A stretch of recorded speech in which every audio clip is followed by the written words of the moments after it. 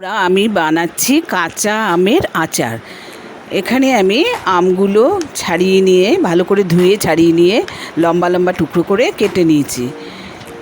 এখানে এই আমের আটি বেরিয়ে গেছে, আটিগুলো আমি আচারে দিয়ে সেইটার আচার তৈরি করব। দেখুন আমের রঙটা অনেক চেঞ্জ হয়ে গেছে, এটা দিয়ে আমরা আমের আচার তৈরি করব।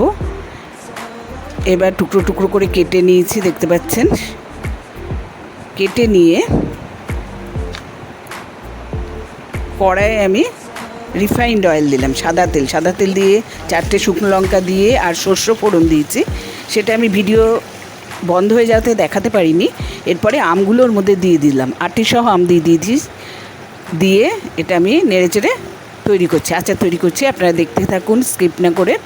এভাবে বানাচ্ছি, অবশ্যই আপনারা এভাবে তৈরি করে খেয়ে আমাকে কমেন্টে লিখে জানাবেন কীরকম লাগলো। আর সাবস্ক্রাইব করবেন, সাবস্ক্রাইব করলে নানান রকম নতুন রেসিপি আমার দেখতে পারবেন। এবারে কিছুক্ষণের জন্য আমি এটা ঢেকে দিয়েছিলাম, ঢেকে দিলে যাতে আমগুলো আস্তে আস্তে মজে যায়। এবার এর মধ্যে স্বাদ মতো লবণ দিয়ে দিলাম, লবণ আর গুড় এর মধ্যে পড়বে, আর ভাজা মশলা পড়বে।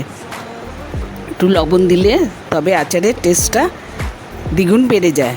এবার গুড়গুলো, ভেলি গুড় আমি একটু বেশি পরিমাণে দিয়ে দিচ্ছি, যেহেতু আমটা টক এই জন্য একটু বেশি পরিমাণে লাগবে। এবার গুড়গুলো এই গরমে আস্তে আস্তে আমের সঙ্গে গলে যাবে।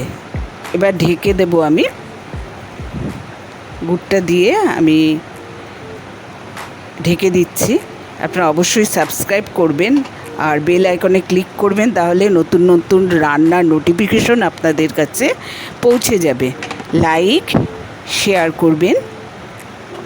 এবার আমি 10 মিনিটের মতো ঢেকে দিয়েছিলাম। দেখুন ঢাকনা খুলে দিয়েছি, গুড়গুলো গলে গেছে এবং আমের সঙ্গে মিশে গেছে। রঙটা দেখতে পাচ্ছেন কত সুন্দর হয়েছে। এবারে এর মধ্যে আমি যে ভাজা মশলা তৈরি করে রেখেছিলাম, মৌরি, গোটা ধনে, গোটা জিরে, শুকনো লঙ্কা, তেজপাতা আর সামান্য মেথি শুকনো খোলায় ভেজে ওটা মশলা তৈরি করে নিয়েছিলাম, ওই মশলাটা এর মধ্যে দিয়েছি।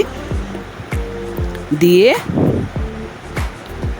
আবার কিছুক্ষণের জন্য আমি ঢেকে দিয়েছি। দেখুন আমার আচার তৈরি হয়ে গেছে। এবার